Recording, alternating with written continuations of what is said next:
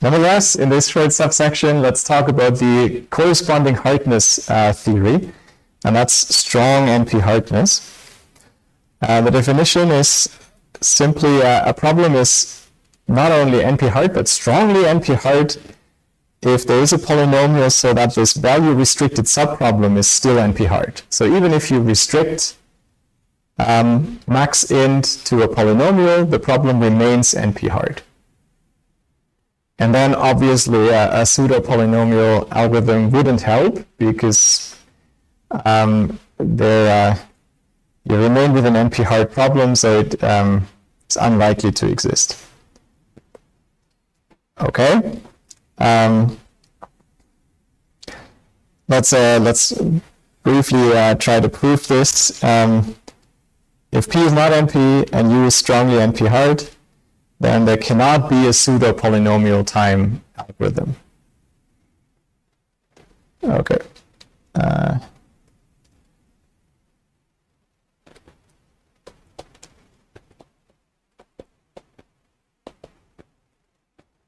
This means there exists a polynomial P so that this value PU problem is NP hard. That's just the definition from above.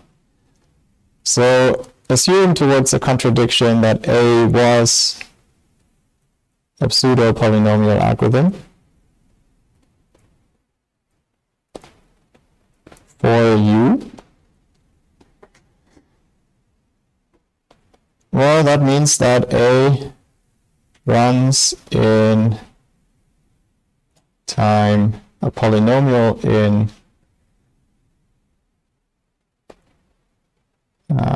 another polynomial and in max int.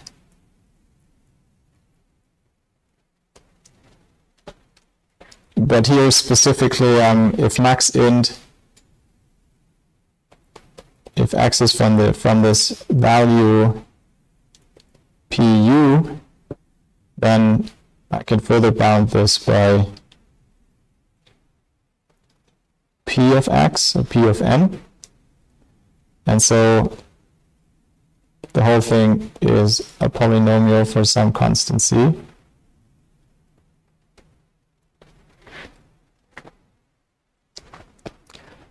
Running a bit out of space here.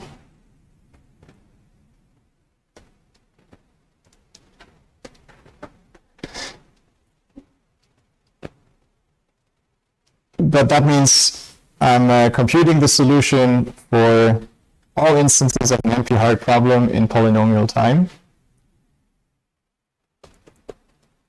So I would have shown that value p of u is in p, but we assume it's NP hard, so that would mean p is equal to NP. And that's a contradiction to our assumption that p is not equal NP. So the assumption must have been false, and there cannot be a pseudo polynomial time algorithm.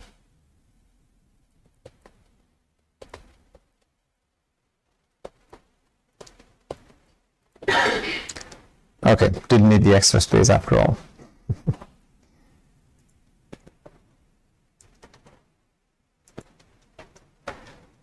As a last example, let's show that indeed one problem we know of is strongly NP hard.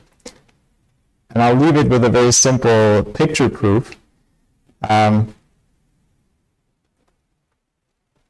We show that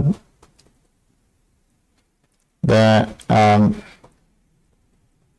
Hamiltonian cycle or Hamiltonian path problem, cycle is more direct, reduces to the value restricted problem of T is P, where I restrict the values to be 2 at most. And so what's the input for a Hamiltonian cycle? It's a graph. Oopsie. And the question is there some Hamiltonian cycle in this path, in this graph? Now, I'm just going to give the transformation just assigns distance 1 to each of these edges in the graph, and distance 2 to all the non-edges, those that don't exist. So there's a lot of non-edges to draw. I'm not going to do all of them.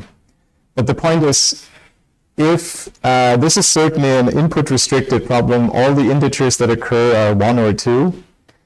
And so if I can find a path in this, a round trip in this graph of cost exactly n, then that is a Hamiltonian path, and vice versa.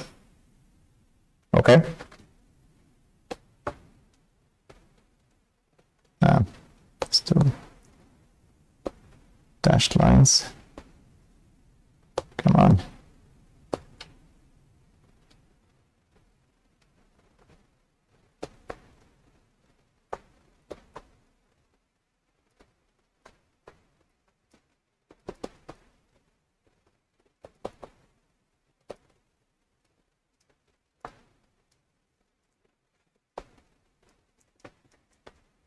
I might have said Hamiltonian path, I meant cycle. Right. So this is one example. It's a very simple reduction. It's the same reduction that people may have used for showing TSP is hard. And in this case, it just produces only instances with tiny numbers. I'm probably... Okay, I'll skip the proof this because we're running out of time. A tiny remark that's sometimes useful. You can think of strongly NP-hard also as it's still NP-hard if you force the encoding for the integers to use the unary encoding. What's unary encoding? Well, the numbers 10 would be represented by 10 ones.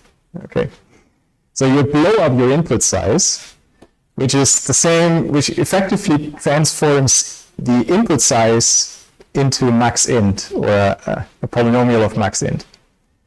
And you can show that this is equivalent. A problem is strongly NP-hard if and only if the encoding for that problem with unary encoding for all integers is NP-hard. Sometimes that's more convenient to show or more convenient to reason about. Good. So that's all on pseudo-polynomial algorithms. If the numbers are indeed small, this is often good enough. It's a fairly restricted technique, though. Indeed, the examples are listed on the slides are the only ones I know. I'm not sure if there's a second fundamentally different problem where pseudo-polynomial algorithms would work. And so we'll have to work a bit harder in the coming weeks to extend that.